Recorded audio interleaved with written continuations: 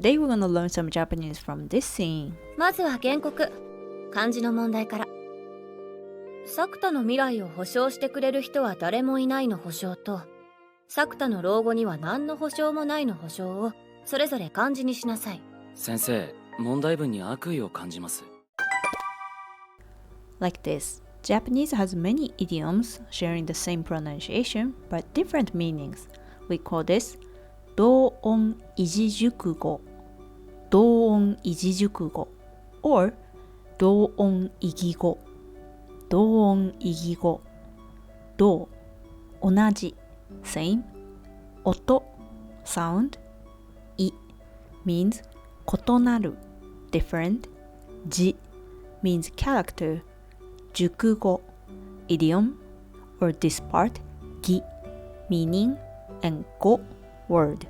In writing, it's easy to tell the difference because they are using the different kanji to consist the word, but in speaking, we just tell from the context. Here is the famous one. These kanjis, we all read H-A-S-I-H, hashi. This means bridge, chopstick, and edge. With standard Japanese, intonation will be like hashi, hashi, hashi. Bridge and edge are the same intonation. Only chopsticks is different, but actually they all can be different depends on the dialect or the word comes after. If you say only hashi, it's hard to understand which is which. You can just ask the speaker which you mean. But if it's part of the sentence, you can tell from the connection with other words. For example, 橋を渡る。渡る means cross over. 箸で食べる。で食べる。eat with. 端に寄せる。に寄せる。put aside to somewhere. So this case, the first one, bridge, the second one, chopstick, and the last one, edge. But sometimes it can be difficult to tell, like this sentence. This can be any of that, like this could be use the bridge to go other side, or use chopsticks to eat, or use the edge of the cloth to make a handkerchief. I'm gonna read this line 3 times. Can you tell which is which? Number 1, 箸を使う。Number 2, 箸を使う。Number 3, 箸を使う。Probably my intonation is affected by Kansai dialect, so it's not good example.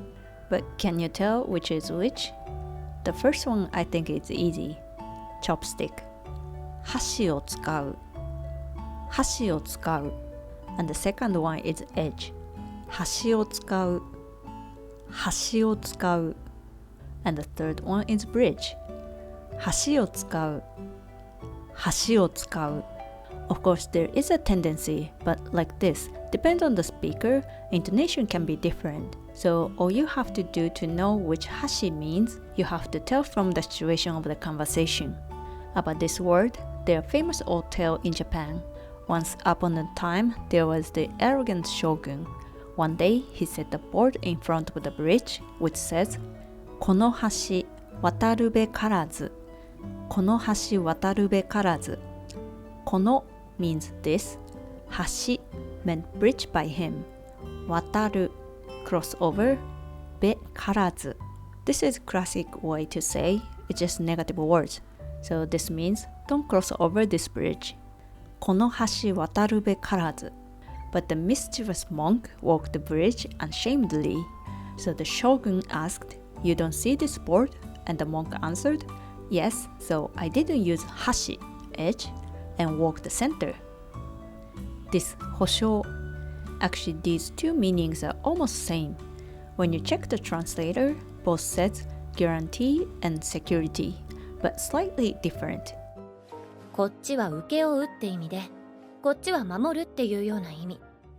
Like she said, the kanji consists of the words makes the different meaning.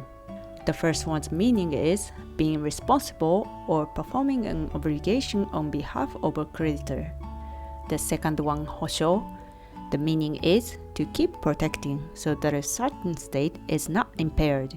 For example, the term of guarantee, like when you bought a new device or something, we use 保証期間.保証機関 and for the social security we say 社会保障社会保障 I know they're confusing. Even Japanese people easily mix them up. But these two words are often used in some contract, so better remember them. Other than these two, actually there are more words which are same reading. The first one means compensation. The second one, century.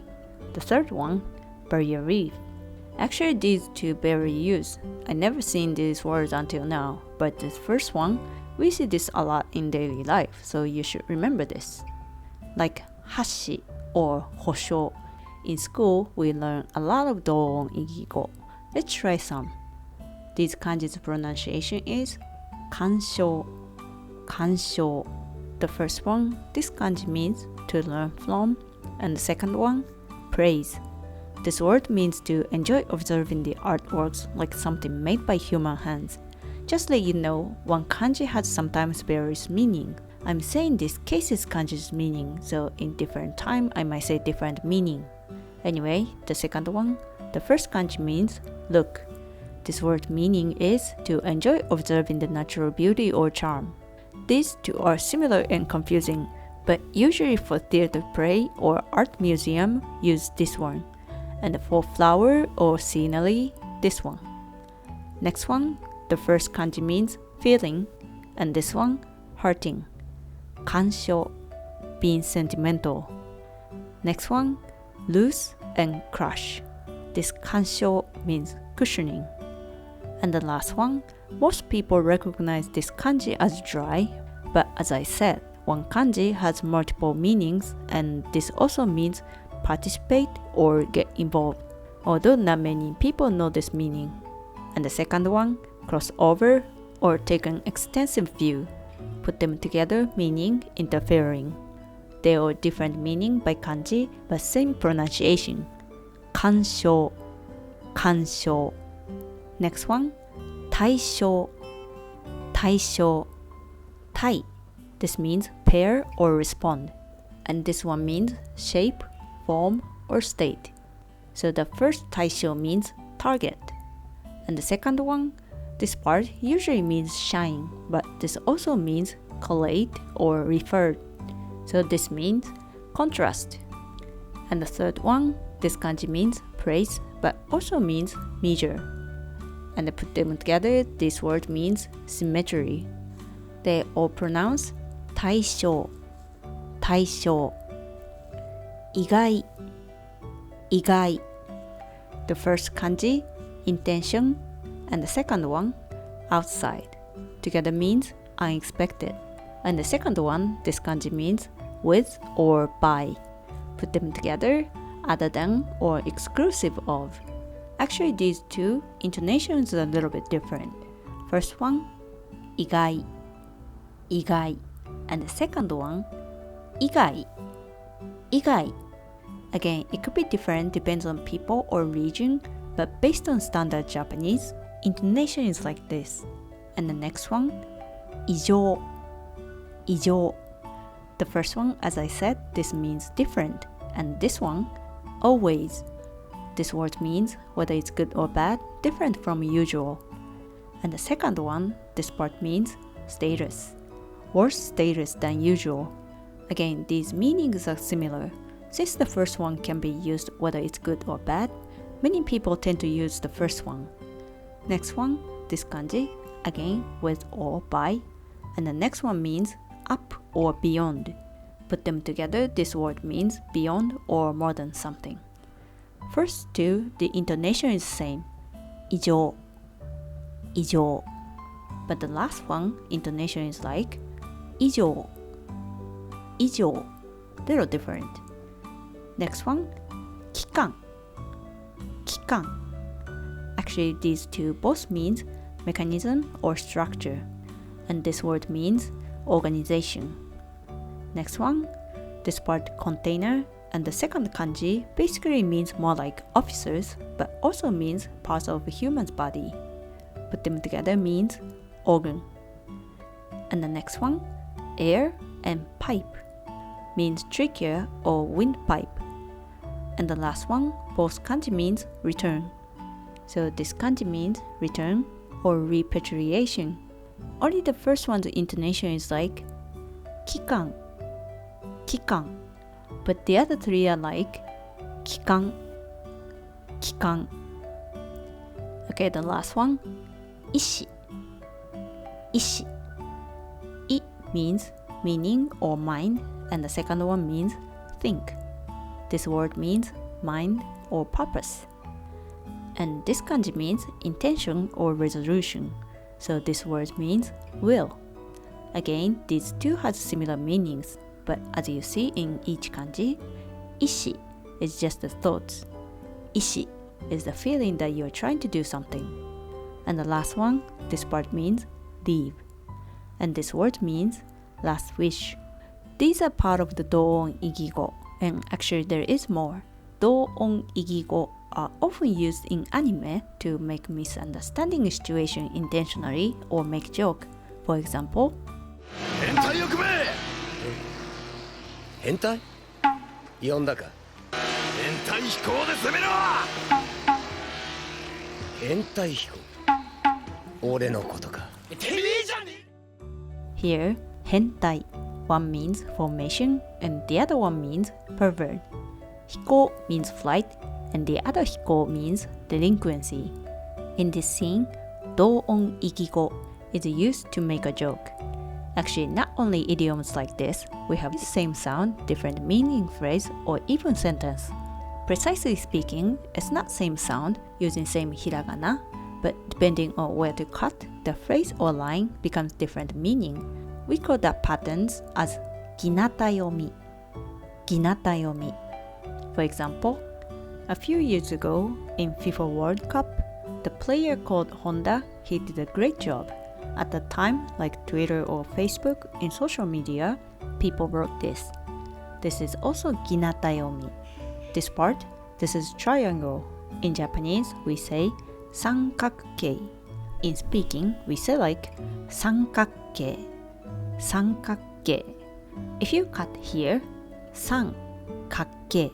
San is a honorific phrase and kakkei is speaking word. The original word is kakkoi, cool. Honda is cool. Honda-san kakkei. Honda-san kakkei. Honda-san kakkei.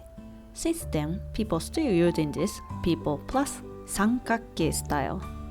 Not only this, there are more ginatayomi phrases. パン作ったことある。パン作ったことある。If you cut here, this line means パン作ったことある。パン作ったことある。パン means bread. 作った the original form 作る。make 作った this is past form.